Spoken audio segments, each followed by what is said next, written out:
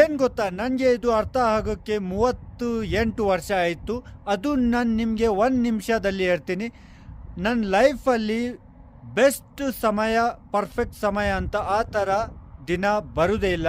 ಯಾಕೆಂದರೆ ಒಂದು ಸರಿ ನಮ್ಮ ಹೆಲ್ತ್ ಸರಿ ಆದರೆ ನಮ್ಮದು ಕರಿಯರ್ದು ಪ್ರಾಬ್ಲಮ್ ಬರುತ್ತೆ.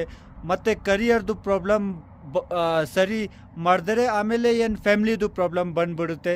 ಫ್ಯಾಮ್ಲಿ ಪ್ರಾಬ್ಲಮ್ ಸರಿ ಆದರೆ ಬೇರೆ ಏನು ಪ್ರಾಬ್ಲಮ್ ನಮ್ಮ ಹಿಂದುಗಡೆ ಬಂದುಬಿಡುತ್ತೆ. ಸೊ ಅದಕ್ಕೆ ಲೈಫಲ್ಲಿ ಯಾವಾಗಲೂ ನಾನು ಎಲ್ಲ ಸರಿ ಮಾಡಿಬಿಟ್ಟು ಆರಾಮಾಗಿ ಇರ್ತೀನಿ ಅಂತ ಆ ಥರ ಟೈಮ್ ಬರೋದೇ ಇಲ್ಲ. ಈ ಥರ ಬೇರೆ ಬೇರೆ ಚಾಲೆಂಜಸ್ ನಿಮ್ಮ ಲೈಫಲ್ಲಿ ಬರ್ತಾನೆ ಇರ್ತಾರೆ. ಎಲ್ಲ ನಾನಿರಲಿ, ನೀವು ಇರಲಿ, ಯಾರಿರಲಿ. ಅದಕ್ಕೆ ಏನು ಗೊತ್ತಾ, ಅದೇ ಚಾಲೆಂಜಸ್ಗಳು ಬರ್ತಾ ಬರ್ತಾ ಬರ್ತಾ ಜೊತೆಯಲ್ಲಿ ಅದು ಅರ್ಥ ಮಾಡಿಕೊಂಡು ನಿಮ್ಮ ಲೈಫು ಎಂಜಾಯ್ ಮಾಡಬೇಕು. ಯಾಕೆಂದರೆ ಪ್ರಾಬ್ಲಮ್ಸ್ಗಳು ಬರ್ತಾನೆ ಇರುತ್ತೆ.